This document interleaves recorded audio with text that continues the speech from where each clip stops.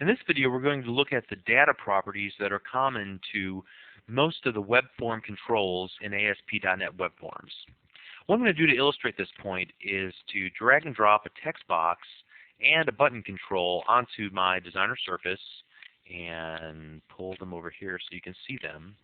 And then in the properties window, we're going to scroll down and look at the data properties. Now, most controls have a single data property called data bindings. When we click the ellipsis, the data bindings dialog for that particular control pops up. In this case, we have the text box control selected. Now, what this infers is that any of these properties that are represented on the left-hand side, properties of our text box in this instance, can be bound to something that is a collection, for example, a data set.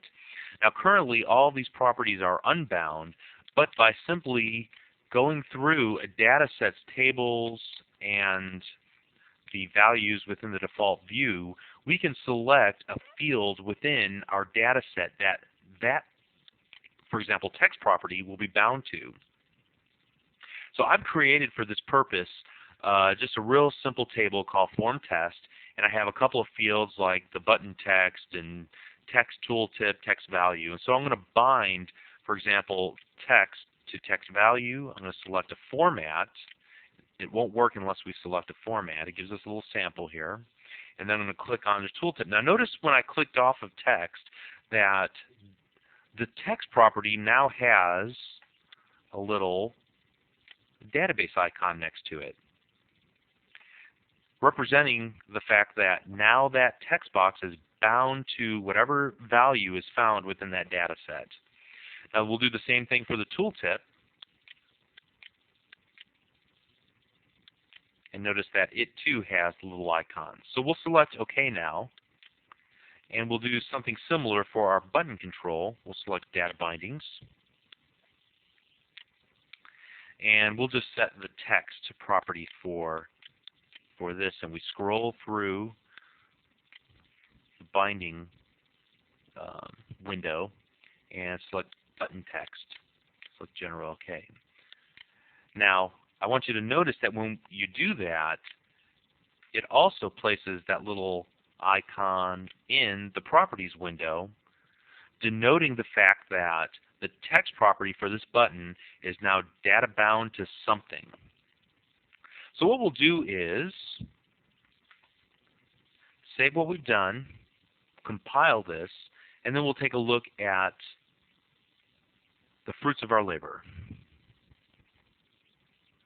So to test this, we'll right-click, select View in Browser, and notice that the text of our text box says this is from the database, and the tooltip says pretty neat, huh? And my button text says, or my button's text says my button text. These are values that, trust me, were pulled from that data set that was placed on this web form. And I guess you haven't been able to see that, but kind of behind the scenes what I did was create a SQL data adapter and created a data set, and then on the form load what I did was, and we'll scooch this over, did a SQL data adapter dot fill, and I passed in the data set, and then I called the data bind property, which binds all the takes care of data binding for all objects within the web form.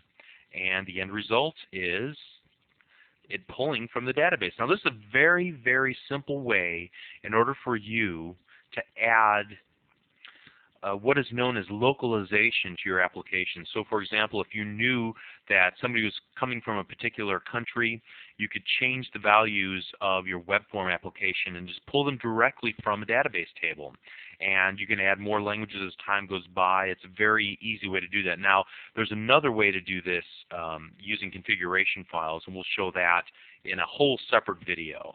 But this is a very quick, down and dirty way. It also allows you to do content management fairly easily, too. You can change just the English equivalents of some of the values within your web page and allow some administrator to do that or some marketing person to change things on a whim. But at any rate, that is the data property or the data bindings property that's common to many of the web form controls that you'll encounter while using ASP.NET Web Forms. And we hope you enjoyed this video.